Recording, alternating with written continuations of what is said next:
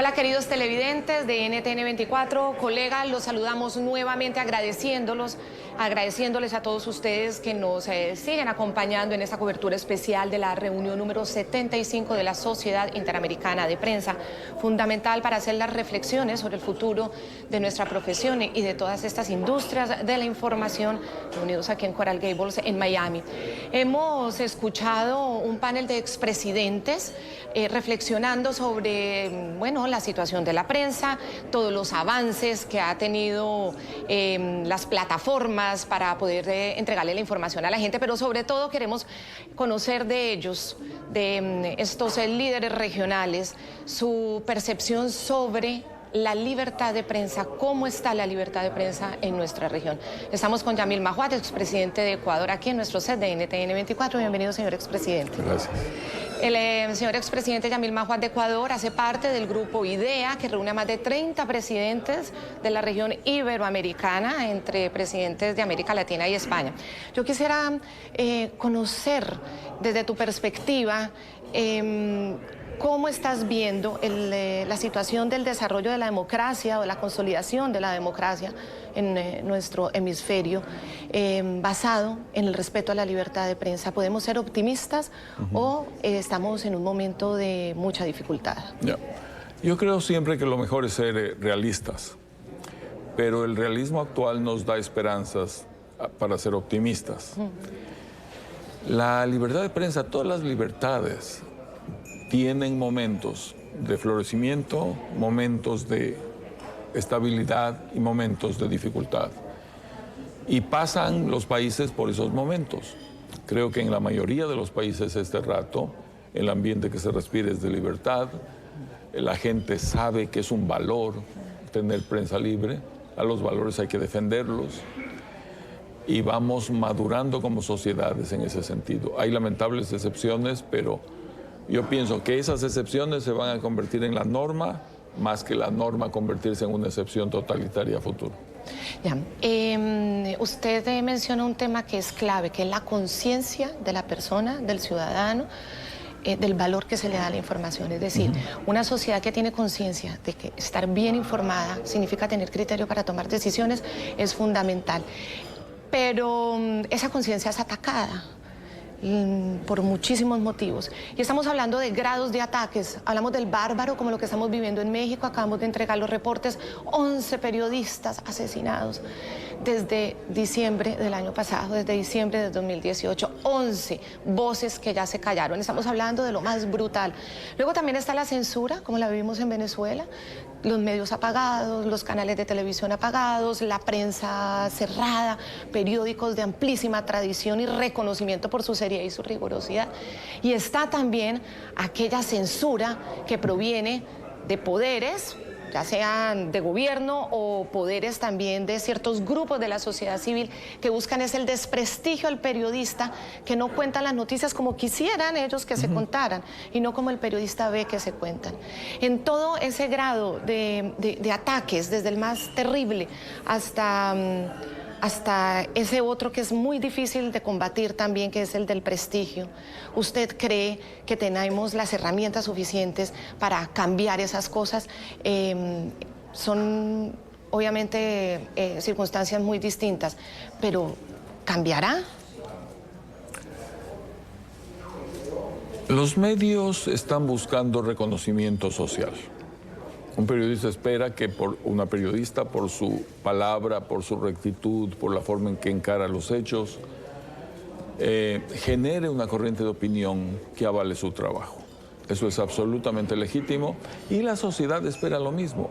Es un contrato, Claudia, en donde yo digo, yo le doy a usted mi atención, le doy a usted la facultad de que entre todo lo que pasa en el mundo, usted seleccione 5 temas que cree que son relevantes para mí como televidente. Y yo voy a creer en que usted es imparcial. De ahora en adelante usted tiene que demostrármelo. Tiene que ser veraz, tiene que ser equilibrada, aunque tenga sus preferencias. Entonces, eso es algo por lo cual hay que luchar. Y la gente se da cuenta. Se da cuenta cuando un periodista es un periodista del gobierno o cuando es un opositor ciego que no ve nada y solo va contra todo.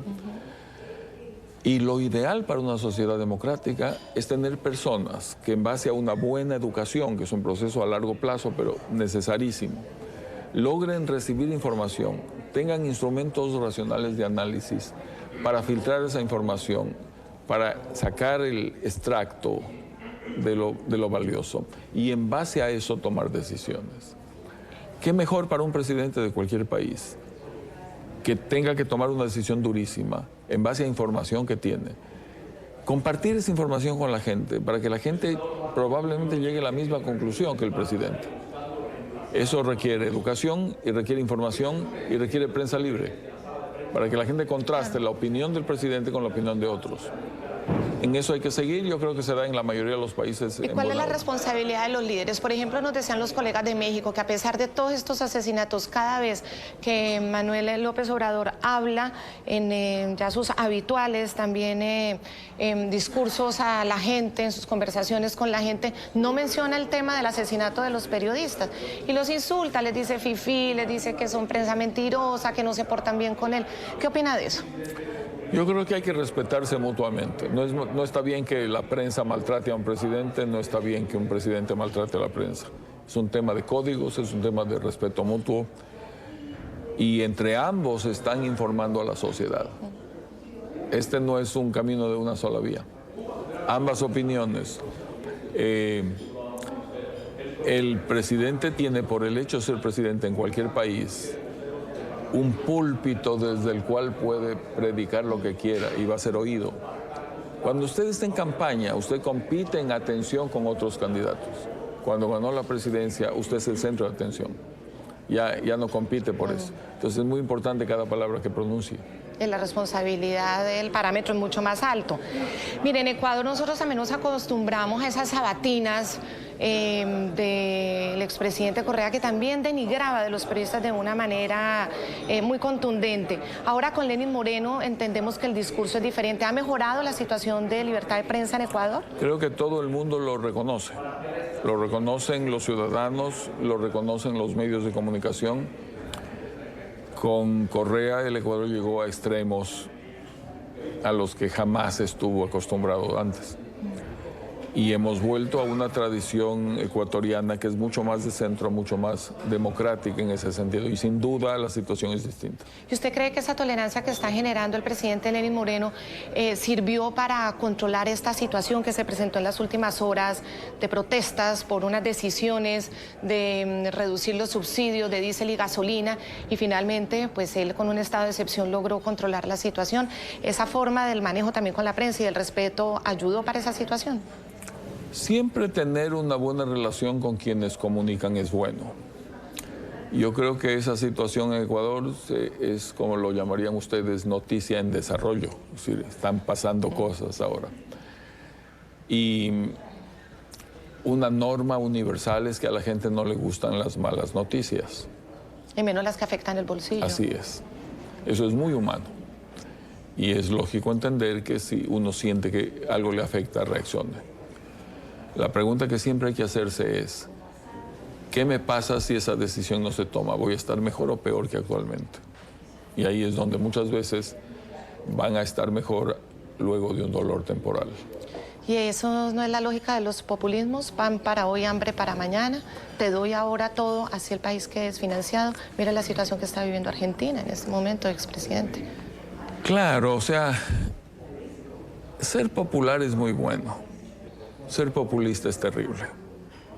El popular logra conectar con la gente, con sus necesidades. La gente ve que hay un esfuerzo honesto por hacer las cosas y lo valora. El populista manipula eso, manipula las emociones de la gente. Usted entra a cualquier facultad de economía y la primera lección que recibe es la escasez de los bienes. Los bienes no existen en la cantidad que quisiéramos para todos. Entonces los países tienen que tomar políticas de redistribución de los bienes, etcétera, atender a la mayor cantidad de la población, buscar el bien común, pero por definición son escasos. Esa es la primera regla de la economía, los bienes son escasos. La primera regla de los populistas es desconocer la primera regla de la economía. Vamos a asumir que vivimos en un mundo en que hay de todo para todos y lo vamos a ofrecer y lo empezamos a dar hasta que se acaba la plata. y entonces se van, dejan al país en unos huecos terribles y les toca pagar la factura a los que vienen atrás. Señor expresidente, para finalizar, situaciones de libertad de prensa como la de Venezuela, en la que es imposible o muy difícil que haya un medio de comunicación libre a no ser que sea por las nuevas plataformas, que eso ha generado una innovación a nosotros los periodistas que tenemos que cubrir para Venezuela. La situación de Nicaragua, en la que Daniel Ortega también ya se ha atrevido a encarcelar a un periodista y a una periodista durante 6 meses. Son situaciones realmente preocupantes. En este momento, porque el populista también sabe que llega al poder para no soltarlo.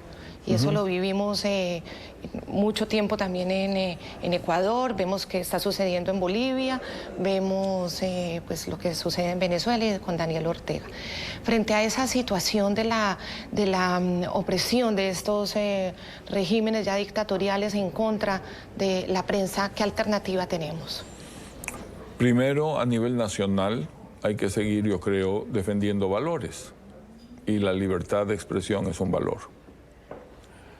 Eso significa que mucha gente sufre persecución, sufre desprestigio, sufre asesinato real o asesinato de su personalidad. Eso es un precio que hay que pagar, porque los valores hay que defenderlos así. A nivel internacional, yo diría, informar siempre para hacer conciencia. Toda la gente está enterada de lo que pasa en Venezuela, lo que pasa en Nicaragua, como usted lo ha mencionado. Y eso ha sido un trabajo de muchos años de ustedes, de irnos contando paso a paso cómo han ido corriendo las cosas. Pero uno también siente la viudez del poder y, por ejemplo, Correa, en estas circunstancias, el expresidente Rafael Correa envió un video apoyando a la gente para que se le acabara el tiempo a Lenín Moreno. Es una irresponsabilidad total y absoluta. Es llamar a un golpe de Estado, es romper un sistema de derecho que le favoreció a él cuando estuvo ahí, es ir contra principios básicos, es inaceptable.